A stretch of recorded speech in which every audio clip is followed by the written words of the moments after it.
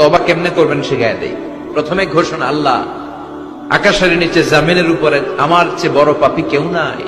সগীরা কবিরা, জেনে না জেনে, ইচ্ছায় অনিচ্ছায়, শিরকে বেদাতি, শয়তানের ধোকায় পড়ে, নফসের ওয়াসওয়াসায় অনেক পাপ করেছে। আল্লাহ আল্লাহ আমি স্বীকার গেলাম আমি পাপী, আমার চেয়ে বড় পাপী কেউ